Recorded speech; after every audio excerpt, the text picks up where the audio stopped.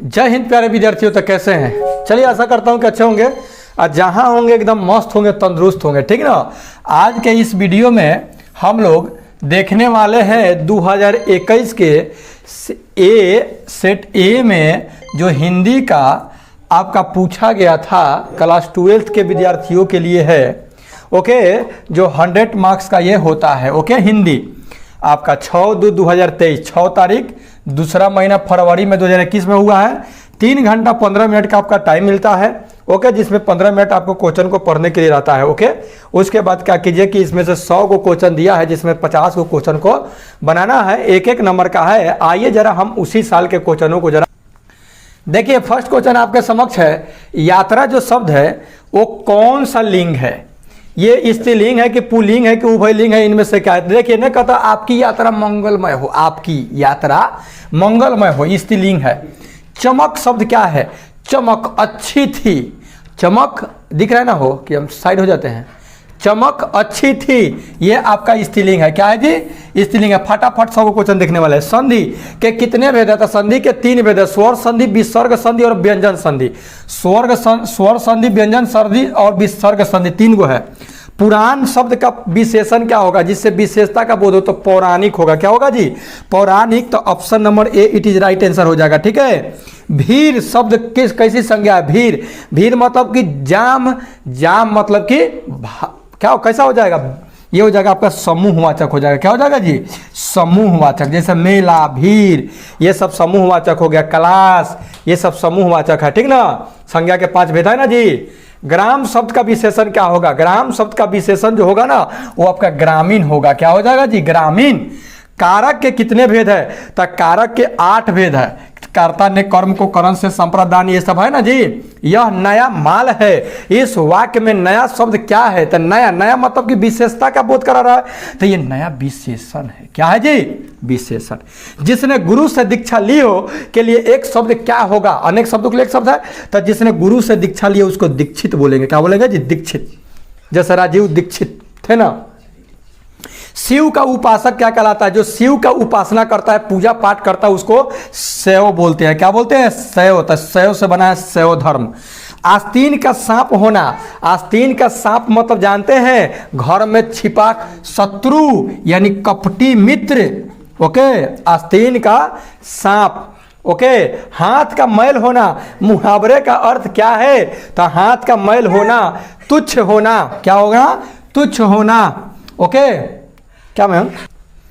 माथा ठनकना मुहावरे का क्या अर्थ है? तो माथा ठनकने का ज्यादा माथा ठनकाओ मत, तो खीस बढ़ जाएगा। मतलब कि आशंका होना। क्या होगा जी? आशंका होना। ठीक ना। तूती बोलना। तूती बोलना मुहावरे का अर्थ क्या होना? धाक जमाना। क्या होगा जी? धाक जमाना। नहीं कहता फल्लावा के तूती बोलता था, एक समय था कि। ओके, उल्टी गंगा बहाना। गए उल्टी गंगा बहा दो। उल्टी गंगा। उल्टी गंगा बहाना मतलब विपरीत कार्य करना। क्या होगा? विपरीत कार्य करना। ये देखते हैं आगे फटाफट। रसोई घर शब्द कौन सा समास है? रसोई घर मतलब रसोई के लिए घर।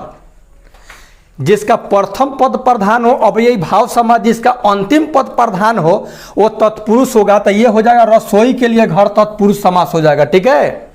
चंद्रशेखर शब्द कौन सा समास है? चंद्र में तो जिसके चांद रहती, शिखर मतलब कपार पर चंद्र हो, वो हो जाएगा बहुब्रीहि मत आथा शंकर जी को कहा जाता है। ठीक ना।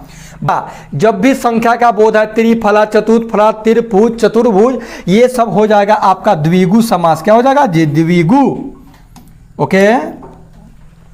धीरे धीरे शब्द कौन सा समास है? देखिए यहाँ पे योजक चिन्ह लगा हुआ है, ये डैश योजक चिन्ह उसको बोलते हैं। तो जहां योजक चिन्ह लगे, अगर तोड़ने पर और या तथा आए तब द्वंद्व होगा, और नहीं तो अव्ययी भाव होगा। यहाँ धीरे धीरे अव्ययी भाव समास है।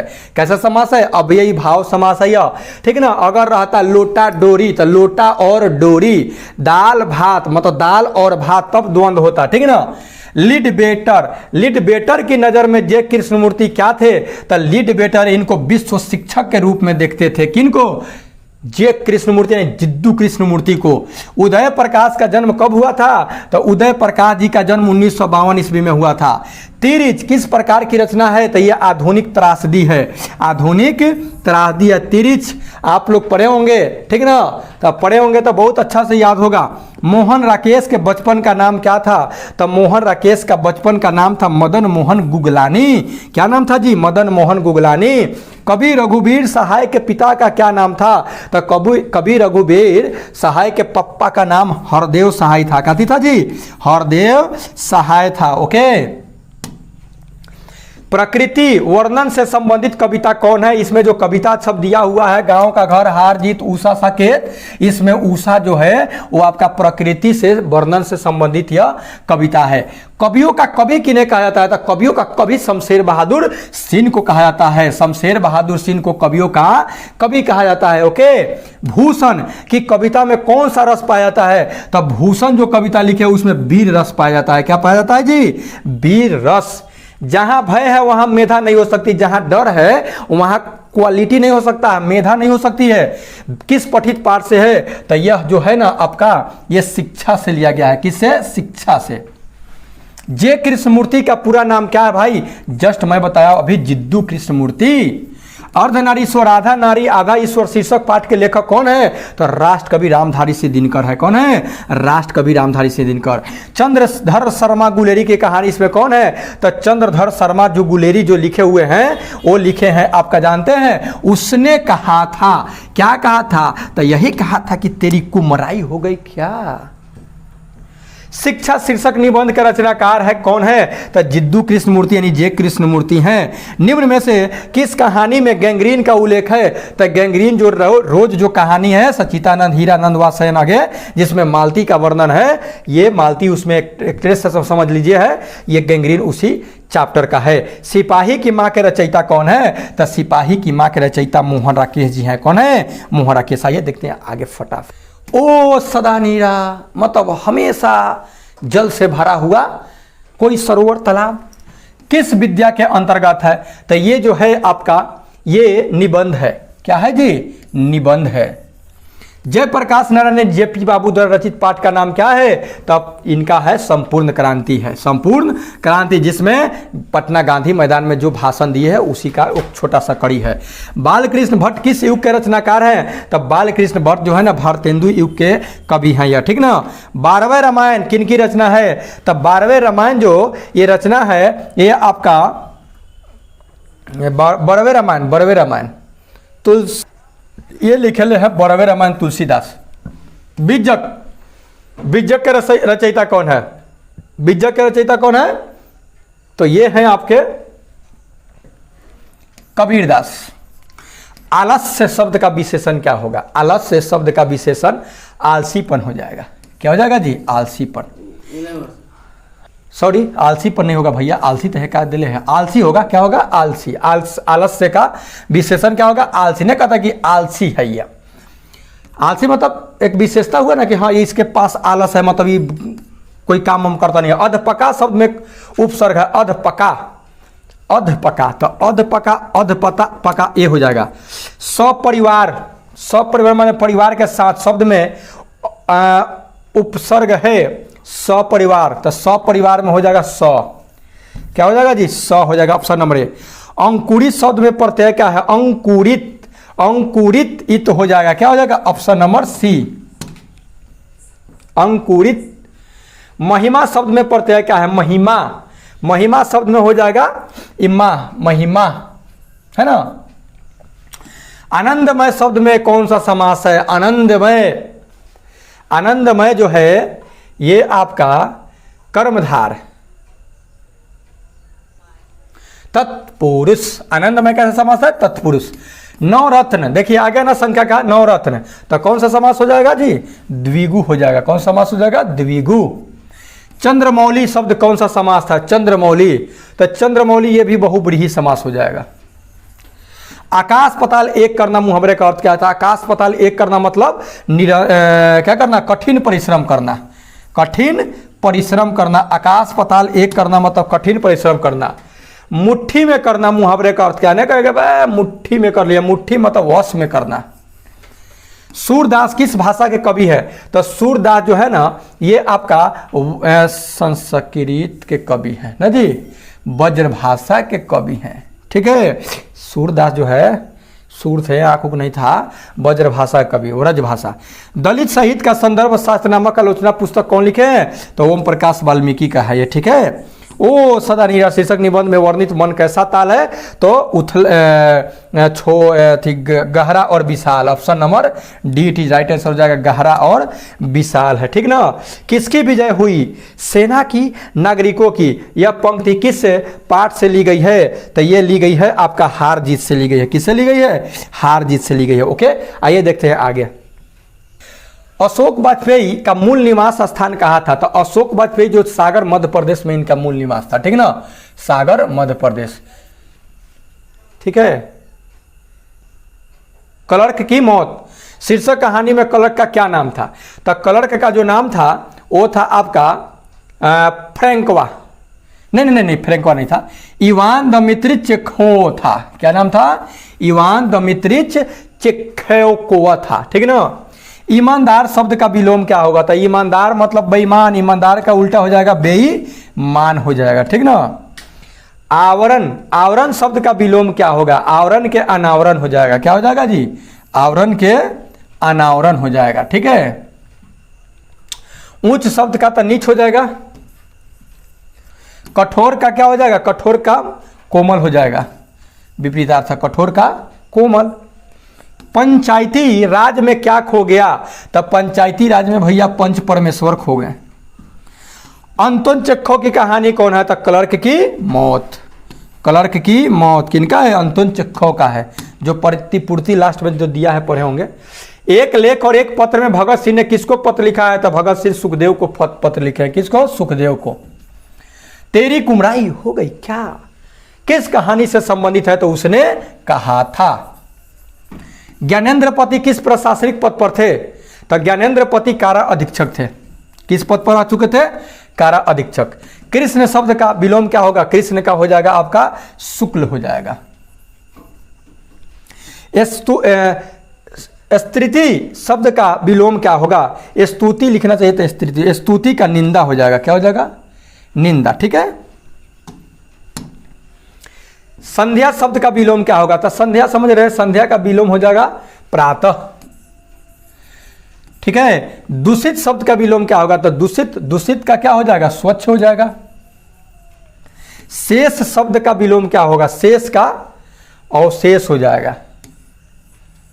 शेष नहीं, शेष अशेष होगा, अवशेष नहीं है, अशेष है। ठीक है, अशेष लिखा हुआ है। गोद, गोद में सोने वाला क्या कहलाता था? गोद में सोने वाले को जानते हैं क्या कहते हैं? अंकशाही कहते हैं। क्या कहते हैं? अंकशाही। बालक मत मार दीजिएगा, इसलिए दे देता है ये बार बार।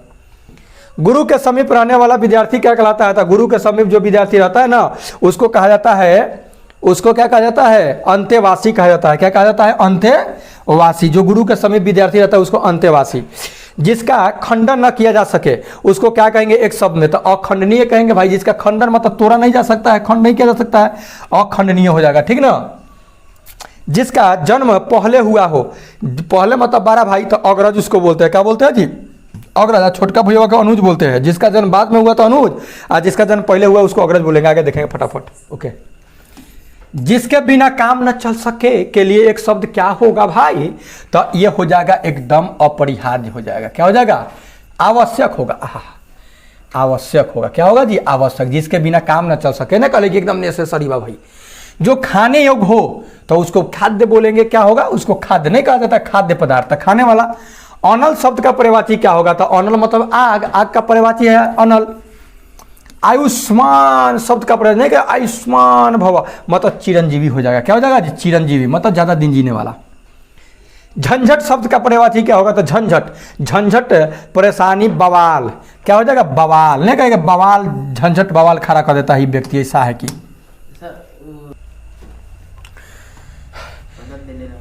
डरावना, डरावना शब्द का पर्यायवाची क्या होगा? तो डरावना, डरावना के हो जाएगा भयानक हो जाएगा। क्या होगा? भयानक। नहीं कि भयानक था, एकदम डरावना था। रक्षक शब्द में प्रत्यय क्या है? रक्षक। तो रक्षक, रक्षक अक हो जाएगा। ठीक ना। परलोक, परलोक शब्द में उस तक उपसर्ग क्या होगा? तब परलोक में पर हो जाएगा। परलोक, प नहीं होगा। अज्ञान शब्द में उपसर्ग है अज्ञान। तो अज्ञान शब्द में अ हो जाएगा, ठीक है। नकलची शब्द में प्रत्यय क्या है, नकलची। देखिए प्रत्यय जो पीछे लगता है और उपसर्ग जो पहले लगता है, अगर नहीं जानते तो जान लीजिए, ठीक ना। प्रत्यय मतलब पीछे, तो नकलची, तो नकलची ची हो जाएगा, क्या हो जाएगा जी, ची। यशोदा शब्द का संधि विच्छेद क्या होगा, था यश जोरदा हो जाएगा, क्या हो जाएगा जी, यश जोरदा। Option number 8 is right answer. संसार शब्द का प्रयोग क्या होता है, समजोर सार, संसार, समजोर सार मतलब संसार। पवन, पवन का हो जाएगा आपका पोज और अन हो जाएगा, क्या हो जाएगा जी, पोज और अन। उद्योग शब्द का संधि विच्छेद क्या होगा, तो उत जोड़ योग हो जाएगा। Option number B is right answer हो जाएगा। कुहासा शब्द का कुहासा शब्द कैसा है, पुल्लिंग है, स्त्रीलिंग है, उभयलिंग है, क्या है, तो कुहासा छागा स्त्रीलिंग हो जाएगा, क्या हो जाएगा जी, स्त्रीलिंग हो जाएगा। 89। इसको एक बार आप लोग देख लीजिएगा, कुहासा पुल्लिंग है कि स्त्रीलिंग है, ठीक ना। ऐसे पुल्लिंग ही ज्यादा सही लग रहा है। घी शब्द है, घी, तो घी अच्छी थी कि अच्छा है, घी अच्छा है ना, घी अच्छा है नहीं अच्छी थी या अच्छी होती है, स्त्रीलिंग होगा। ऐसा ही पता चल पाएगा, नहीं तो एक कोनो बहुत सारा अथी है, झमेला है। भक्तमाल किसकी रचना है, ये भक्तमाल कौन लिखे हैं, तो ये नाभादास का है भक्तमाल, ठीक ना। हिंदी कहानी के विकास में मील का पत्थर कौन सी कहानी मानी जाती है, जानते हैं, उसने कहा था जो कहानी है, ये हिंदी कहानी के विकास में मील का पत्थर माना जाता है। ओके, जयशंकर प्रसाद का महाकाव्य कौन है इसमें, ठीक ना, तो जयशंकर प्रसाद का मायनी है। पुत्र वियोग शीर्षक कविता के कवयित्री कौन है, पुत्र वियोग सुभद्रा कुमारी चौहान, कौन है, सुभद्रा कुमारी चौहान। मालती किस कहानी की पात्रा है, तब मालती किस में, रोज में है। अब मालती के पति का नाम महेश्वर। ज्ञानेंद्र पति की कविता कौन है, तो गांव का घर। ज्ञानेंद्र पति की कविता क्या है ना, गांव का घर। आइए 4 और देखते हैं फटाफट। हिंदी साहित्य का सूर्य किसे कहा जाता है, तो हिंदी साहित्य के सूर्य मतलब सूरदास को कहा जाता है, ठीक ना, सूर्य से सूरदास। ओके, नाभादास का काव्य रचना क्षेत्र था, ये कहाँ रह करके लिखते थे, वृंदावन में। सुभद्रा कुमारी चौहान का जन्म कब हुआ था, तो सुभद्रा कुमारी चौहान का जो जन्म हुआ था, राइट, सुभद्रा कुमारी चौहान का जन्म 1904 ईस्वी में। कब, 1904 में।